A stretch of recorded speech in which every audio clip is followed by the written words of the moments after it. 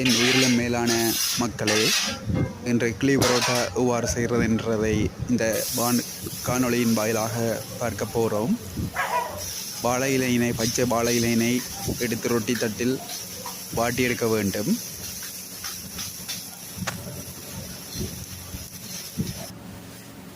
இலையினை எடுத்த பிறகு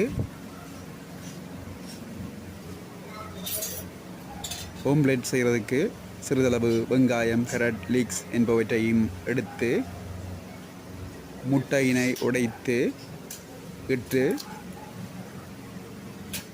அதற்கு உப்பு, சிக்கன் பவுடர், சுவை ஊட்டிகள் சேர்த்ததன் பின்னர் நன்றாக கலக்கி அதனை ரொட்டி தட்டில் இட்டு வேக வைத்தல் வேண்டும்.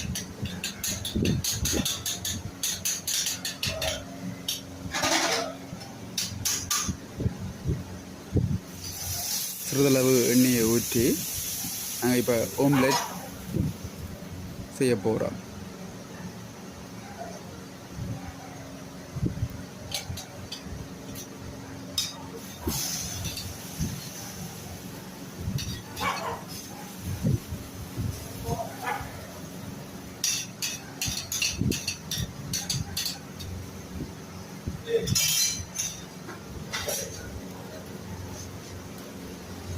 சிறிதளவு நேரம் வேக வைத்தல் வேண்டும்.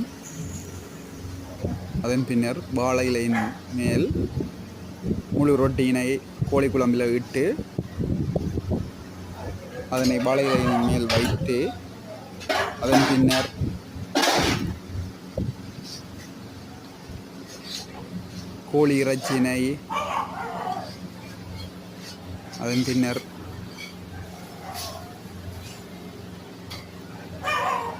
கோழி இறைச்சியினை ரொட்டியின் மேல் இட வேண்டும்.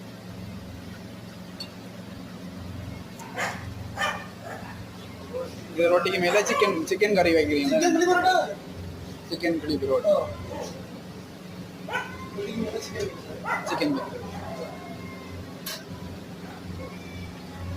அதன் பின்னர் வெங்காயத்தினை அதன் மேல் இட்டு அதன் பின்னர் இன்னொரு ரொட்டியினை கோழி குழம்பில் வந்து முழுவதுமாக தோய்த்து அதன் மேல் வைத்தல் வேண்டும். அதன் பின்னர் கோழி இறைச்சியினை ரொட்டியின் மேல் இட்டு